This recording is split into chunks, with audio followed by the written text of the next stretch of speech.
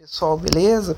Hoje vamos fazer aqui um Google Autovlog para falar um pouquinho a respeito de uma mudança de percepção minha após um texto que eu li, principalmente a respeito dos SUVs. Eu vou explicar aí durante o vídeo. Bom, eu li um texto a respeito dos primeiros testes do primeiro anticoncepcional masculino, né? E que ele causava os mesmos efeitos que o anticoncepcional feminino. E teve de ser cancelado, ou teve de se protelar a pesquisa, porque eles não queriam que os homens sentissem as mesmas coisas que as mulheres sentissem, né? É até estranho porque as mulheres podem sentir aquela quantidade enorme de efeitos que um anticoncepcional pode causar, efeitos ruins, e o homem não pode sentir nada daquilo. Então eu fiquei batutando e lendo, né, a respeito desse anticoncepcional, e eles misturavam também uma parte em que eles falam que muitas das coisas que eram construídas, elas eram feitas normalmente para o corpo humano de um homem, né? Normalmente no prospecto de um homem. E realmente isso começou a me bater na cabeça, principalmente quanto aos carros. Depois eu comecei a analisar isso perante aos carros. Se você repara num dummy, né, aqueles bonecos que são usados nos crash tests, eles têm o formato de um homem com determinado peso, né? Eles não têm sexualidade ou sexo, né? Mas eles normalmente têm o formato e peso de um homem na dianteira, né? E quando eles fazem teste do airbag e tal.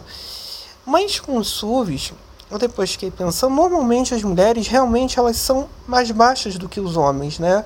Eu, por exemplo, vamos colocar a minha família.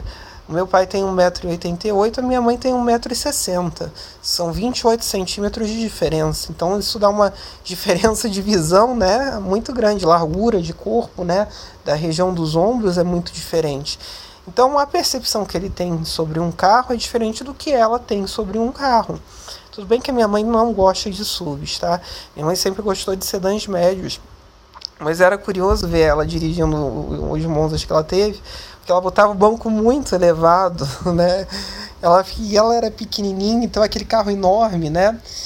Isso acontecia muito durante as décadas de 70, 80 e o início da década de 90, porque as mulheres queriam alguma coisa que representasse tamanho para, entre aspas, impor algum tipo de respeito, né, no trânsito. Apesar que eu acho que tamanho não indica respeito nenhum, que eu faço o meu carro pequeno ser respeitado de qualquer maneira.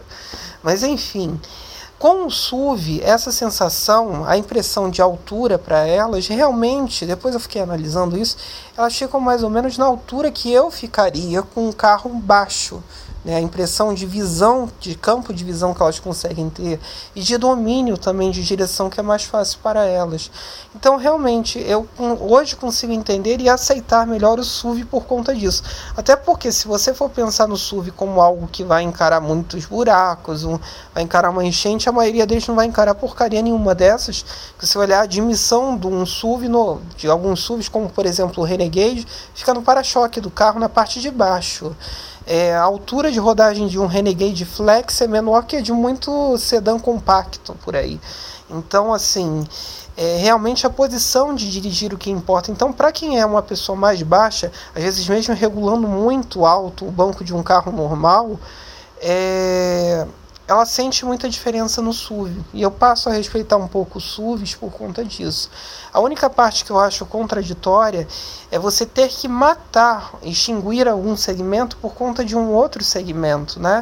Como acontece com as peruas, que desapareceram em prol dos SUVs, como os hatches médios, propriamente ditos, que estão desaparecendo, né, por conta dos SUVs.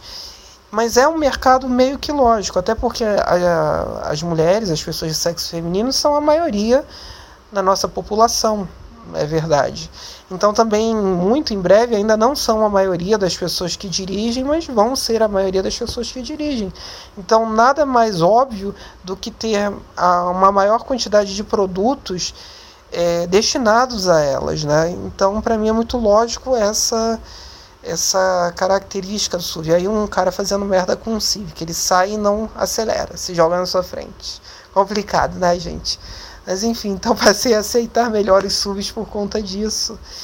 E realmente eles têm no seu valor no mercado, principalmente para as pessoas que têm uma estatura um pouco mais baixa, porque dá realmente a sensação que eu teria ser com a minha altura, né, num carro normal, né?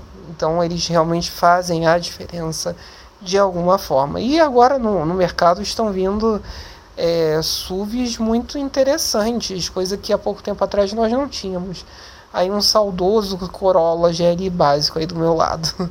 Mas o Tracker com motor 1.4 turbo, né, ficou um espetáculo o carrinho. O único pecado é a falta de controle de tração e estabilidade. A Suzuki Vitara 4Sport também ficou muito boa. O Suzuki S-Cross, né? Então estamos tendo aí uma safra de SUVs para quem necessita desse tipo de veículo, muito interessante, né? Realmente muito válida essa opção. Outra pessoa fazendo... Bom, não vou nem comentar novamente, né? Complicado dirigir no Rio de Janeiro. Mas é isso então, pessoal. Então agora para mim, agora sim, na minha cabeça, o SUV tem a sua utilidade. Curtam, compartilhem.